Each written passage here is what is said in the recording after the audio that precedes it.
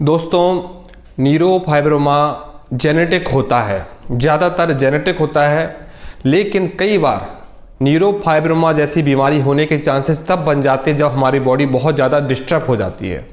जैसे कि हमारी बॉडी के अंदर बहुत ज़्यादा पित्त की बढ़ोतरी हो जाना, यानी कि गर्मी बहुत ज़्यादा बढ़ जाना। जब हमारी बॉडी के अंदर हमारी जो तीनों तत्व हैं, कफ, वात, पित्त, जब इन तीनों की डिसबैलेंसिंग होती है तब न्यूरोफाइब्रोमा जैसी कंडीशन बनने के चांसेस बहुत हो जाते हैं। जब तीनों धातु बिगड़ते हैं और पित्त की उत्पत्ति ज़्यादा से ज़्यादा हो जाती है तब जाके न्यूरोफाइब्रोमा जैसी कंडीशन पैदा होती है। जैसे कि हम बात कर रहे हैं कि न्यूरोफाइब्रोमा जेनेटिक होता है कि नहीं होता है। दोस्तों, देखा तो ये गया है कि 60% ये जेनेटिक होता है, 40% ये गलत रूटीन के कारण से, गलत खान पान के कारण से, गलत जगह काम करने के कारण से भी ये होता है। या कई बार ऐसा भी देखा गया है कि गलत दवाइयों के प्रयोग से कई लोग मेरे पास आए, उन्होंने कहा कि हमें बॉडी में 1-2 दाने थे और हमको टाइफाइड हुआ या हमको वायरल हुआ और हमने इलाज करवाया, उसके दौरान हमारा न्यूरोफाइब्रोमा बहुत तेज़ी से पूरे शरीर में हुआ। कई लोग ऐसा भी बताते हैं कि हमने अपना ट्रीटमेंट किसी डॉक्टर के द्वारा करवाया, पहले तो हमारे बॉडी में ज़्यादा न्यूरोफाइब्रोमा नहीं थे, लेकिन जैसे ही हमने ट्रीटमेंट लिया हमारी पूरी बॉडी में वो फैलने लग गया। तो जब वो डॉक्टर से बोले तो उनके डॉक्टर का कहने का मतलब ये था कि पहले वो बाहर आएगा सारा, फिर वो अंदर जाएगा। लेकिन वो बाहर तो आया लेकिन अंदर वो कभी नहीं गया और उनकी पूरी बॉडी में बहुत ज़्यादा न्यूरोफाइब्रोमा हुआ। इसलिए ये भी बोला जाता है कि न्यूरोफाइब्रोमा का इलाज आप बहुत सोच समझ के करें। जो इस डिसीज़ के ऊपर काम कर रहा हो, जो इस डिसीज़ के बारे में जानता है, जो आपको बता रहा है, उससे ही आप इसका ट्रीटमेंट लें। किसी भी नए व्यक्ति से या जो इसके बारे में ज़्यादा नहीं जानता है, उसके बारे में इसको ज़्यादा नॉलेज नहीं है, आप ट्रीटमेंट ना लें। आप बात करते हैं कि अगर आपको है और आपके बच्चों को होने का कितना चांसेस हो सकता है। दोस्तों, अगर आपको न्यूरोफाइब्रोमा है तो आपके बच्चों में होने के 80% इसके होने के चांसेस हैं। 80% चांसेस हो सकता है कि आपके बच्चों में ये आ जाए। अब अगर आपको ऐसा डर है कि आपके बच्चों में ये प्रॉब्लम ना आए तो सबसे पहले आपको कुछ चीज़ें फॉलो करनी होगी। जैसे कि आपके बच्चे होते हैं तो उसी समय कुछ इसके रोकने वाली दवाइयाँ होती हैं, उन दवाइयों को करवाया जाए अपने बच्चों को। जैसे कि 2 साल तक तो हम बच्चों को दवा नहीं देते हैं, लेकिन 2 साल के बाद हम बच्चों को दवाइयाँ देते हैं कि ये प्रॉब्लम ना बढ़े और दवाई देने से ये रुक जाए और कभी भी आगे चल के ना हो। अगर मान लो आप उन सब चीज़ों का ध्यान नहीं दे पाते हो, आपके बच्चों में थोड़ा आने लगता है, तो आप उसी समय उसको रोकने के लिए, उसको ठीक करने के लिए इलाज करवाएं। क्योंकि आपको मैं कई बार बता चुका हूँ, हमेशा बताता हूँ, अगर ये बीमारी आप पुराना कर लिए हैं तो इसके ठीक होने के चांसेस कम रहते हैं। अगर 2 साल 3 साल ये प्रॉब्लम पुराना है तो ठीक होने के चांसेस बहुत ज़्यादा होते हैं। अगर ये प्रॉब्लम 10 से 15 साल पुराना हो गया है तो ठीक तो होगा लेकिन बहुत ज़्यादा टाइम लगेगा, क्योंकि इस तरह की बीमारी हो सकता है कि 10 साल होने में हुआ तो 10 साल ही ठीक होने में भी लगे। हाँ, इलाज जब आप करवाएंगे तो आपको कुछ पॉजिटिव रिजल्ट मिलते जाएंगे, लेकिन पूरा ठीक होने में फिर आपको उतना ही समय लग सकता है। क्योंकि पुरानी डिसीज़ का कभी कभी मैं भी ट्रीटमेंट नहीं लेता हूँ, मैं मना कर देता हूँ कि आपकी प्रॉब्लम पुरानी हो चुकी है, अब मैं उसको ट्रीट नहीं कर पाऊँगा। और उसका कारण ये भी होता है कि लॉन्ग टर्म तक पेशेंट ट्रीटमेंट नहीं लेता है, इलाज नहीं कर पाता, उसको छोड़ देता है, तो वो कोई मतलब का नहीं होता है। तो ये कारण भी होते हैं कि हम लोगों को पुराने केस लेने के लिए मना कर देते हैं कि हम इसका ट्रीटमेंट नहीं कर पाएंगे।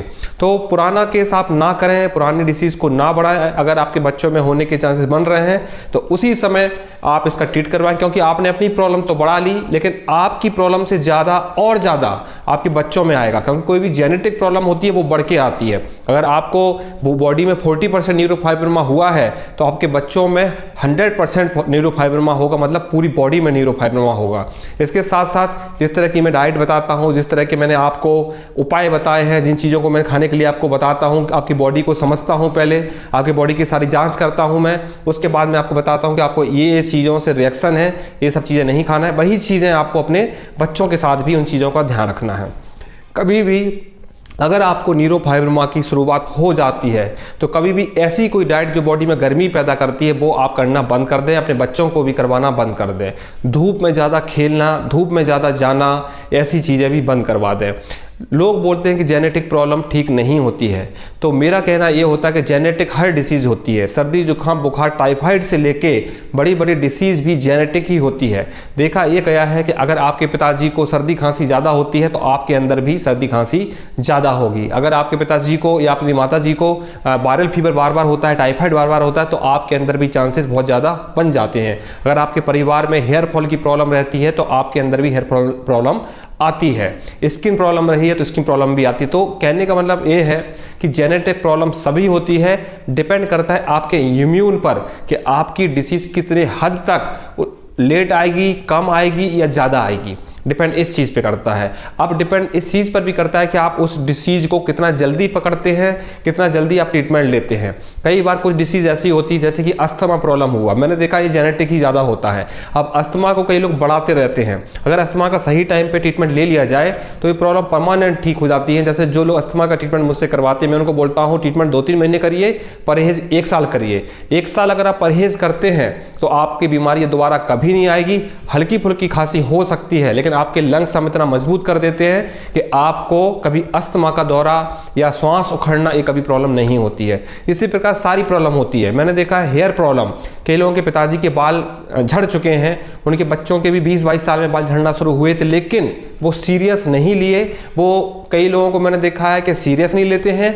कई लोग कंजूसी के कारण अपना ट्रीटमेंट नहीं करवाते हैं और जब बहुत ज़्यादा बाल झड़ जाता है उसके बाद हमारे पास आते हैं, बोलते हैं सर हमारा हेयर ट्रीटमेंट कीजिए। तब हम मना कर देते हैं कि अब आपका इलाज नहीं हो पाएगा, आप लेट कर दिए हमारे पास आने में। तो ऐसी कंडीशनें बहुत होती हैं। ऐसी कंडीशन ना हो आपके साथ, इसलिए अपनी बीमारी को समझें, पकड़ें और जल्दी से जल्दी ट्रीटमेंट करें। जेनेटिक डिसीज़ ज़रूर है लेकिन इसको ठीक किया जा सकता है, आप इसको ठीक कर सकते हैं। अगर आपको प्रॉब्लम है और आपके बच्चों में ना आए तो उस चीज़ के लिए भी हम कुछ दवाइयाँ देते हैं, तो जिसके कारण अपने बच्चों में भी हम रोक सकते हैं कि हमारे बच्चों में भी ये डिसीज़ ना आए। लेकिन उसके भी कुछ लंबे ही कोर्स होते हैं, कुछ जल्दी ऐसी दवाई नहीं होती कि हमने 1 महीने दवा ले ली हमारे बच्चों में नहीं आएगा। 1 साल तक उसके लिए भी हमको ट्रीटमेंट करना पड़ता है। न्यूरोफाइब्रोमा एक ऐसी डिसीज़ है दोस्तों जिसके बारे में ज़्यादा कोई जानता नहीं है। हमारा जितना अनुभव हमने किया है, जितने पेशेंट को हमने ठीक किया है, जितने रिसर्च की हैं, करते करते जो हमको एक्सपीरियंस मिले हैं, वो एक्सपीरियंस मैं आप लोगों के साथ शेयर करता हूं और उसके अनुभव से ही मैं इलाज करता हूं। न्यूरोफाइब्रोमा में मैंने ये देखा है कि चाहे वो जेनेटिक रहा हो या नॉन जेनेटिक रहा हो, वो डिपेंड करता है टाइमिंग के ऊपर। कई लोग हमारे पास आ गए हैं 1 साल में, 2 साल में, 3 साल में, तो उनको रिजल्ट बड़ी जल्दी मिल जाते हैं। और कई लोग हमारे पास 8-10 साल में आते हैं तो इनको रिजल्ट बहुत ही स्लो मिलता है, क्योंकि न्यूरोफाइब्रोमा का जो मेरा इलाज है वो छोटे छोटे न्यूरोफाइब्रोमा में बहुत तेज़ी से मिलता है रिजल्ट, और जो बड़े न्यूरोफाइब्रोमा हो जाते हैं, बड़ी बड़ी जो गांठें हो जाती हैं, हार्ड हो जाती हैं, उनमें रिजल्ट नहीं मिल पाता है, क्योंकि वो हार्ड मांस बन चुका है, हार्ड टिश्यू बन चुका है, उसको ठीक करना इतना आसान नहीं होता है। इसलिए कहा जाता है कि अपनी बीमारी को आप ज़्यादा ना बढ़ाएं, ज़्यादा पुराना ना करें, जल्दी से जल्दी आप उसका इलाज करवाएं। और न्यूरोफाइब्रोमा का इलाज ऐसा भी नहीं है कि आप केवल दवा के द्वारा उसको ठीक कर लोगे। न्यूरोफाइब्रोमा को ठीक करने के लिए आपको मुझसे जुड़ना पड़ेगा, अपने आप से जुड़ना पड़ेगा, अपने आप को समर्पित करना पड़ेगा उसको ठीक करने के लिए, तब जाके आप उसको ठीक कर सकते हैं। तो मुझे लगता है कि सब चीज़ों को आप समझेंगे। जेनेटिक प्रॉब्लम सोचकर आप इलाज नहीं कर रहे हो। बहुत से लोग तो इलाज इसीलिए नहीं करते हैं क्योंकि उन्होंने कई जगह हॉस्पिटलों में गए, और आप जानते हैं कि न्यूरोफाइब्रोमा का इलाज एलोपैथी में कुछ है नहीं, आयुर्वेद और होम्योपैथिक में कुछ ही एक्सपर्ट इसके बारे में जानते हैं। हर एक्सपर्ट नहीं कर पाता है, हर आयुर्वेद वाला और हर होम्योपैथी वाला इसका इलाज नहीं कर पाता, कुछ एक्सपर्ट ही इसका इलाज कर पाते हैं।